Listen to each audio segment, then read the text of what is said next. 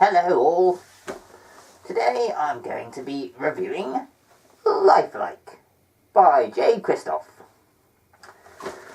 So, earlier this year I read Nevernight and I thoroughly enjoyed it, quickly coming to the conclusion that I found a new favourite author in Jay Kristoff.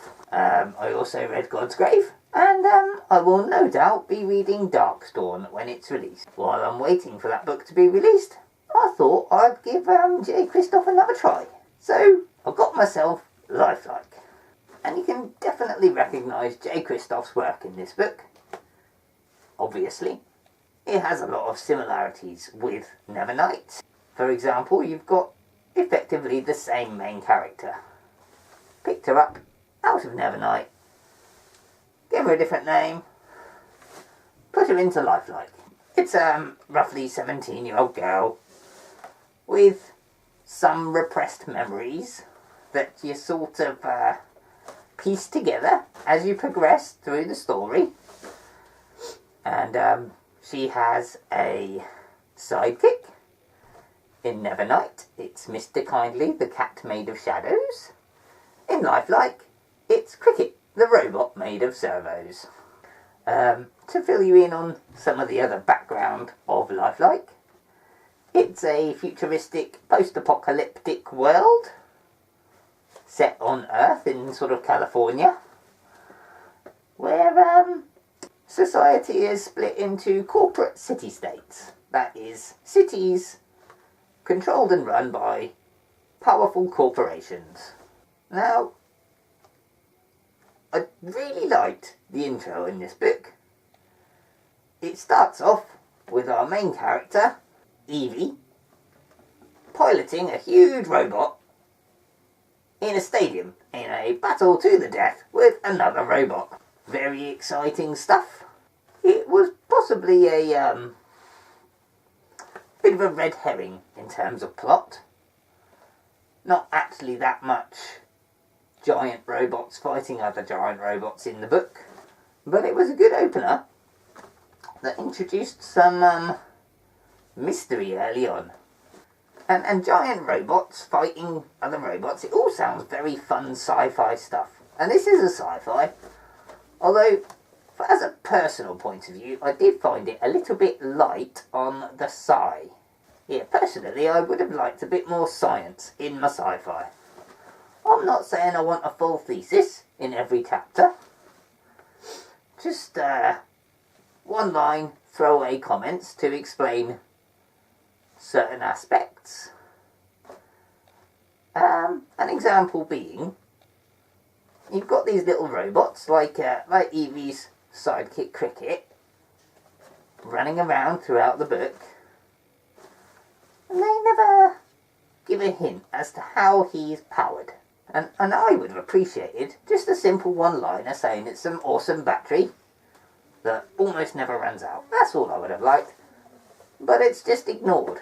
So I'm just left to assume that it's got some sort of magical battery, which I would be fine with, except that people are still driving around in cars powered by petrol and internal combustion engines. That mismatch of technology, without much of an explanation as to why, irks me.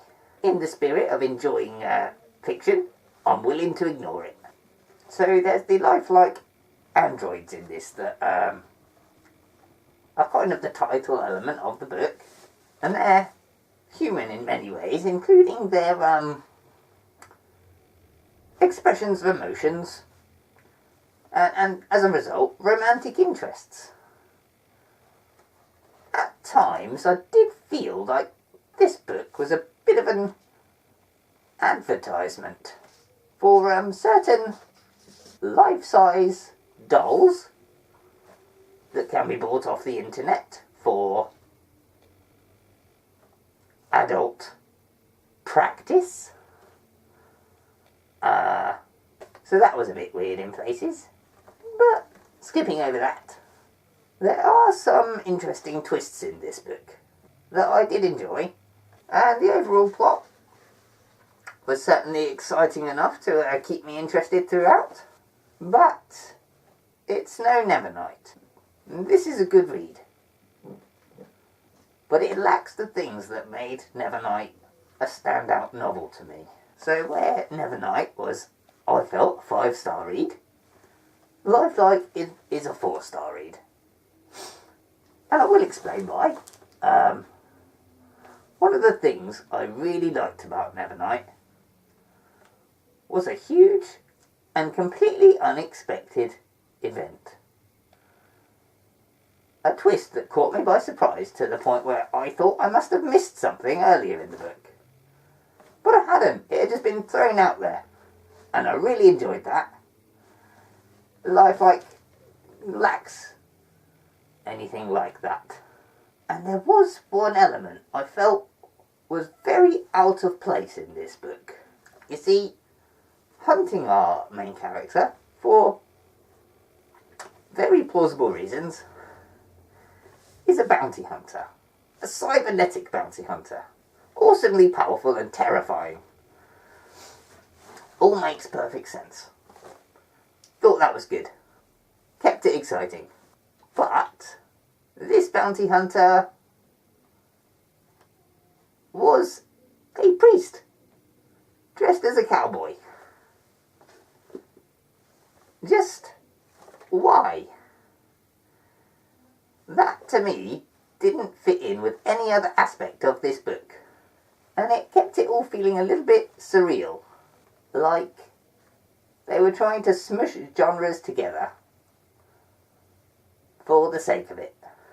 Although one thing that Lifelike did do quite differently and arguably better than Nevernight was the cliffhanger ending. It had an ending that I didn't like. I felt quite disappointed by it, but in a way that did really make me want to read the next book, which I suppose is the aim of a cliffhanger. My problem with it being was the main character in the last parts of the book just seems to make one bad decision after another. And while I was reading it, I was thinking, no, she just wouldn't do that. It doesn't make sense. But then when I thought about it, actually the whole book is a series of bad decisions by her. She's actually quite an annoying character. So I suppose it did all fit in. And it probably led to a much more interesting and exciting adventure. So, in summary, quite an exciting sci-fi tale that I did enjoy, but not as good as Nevernight.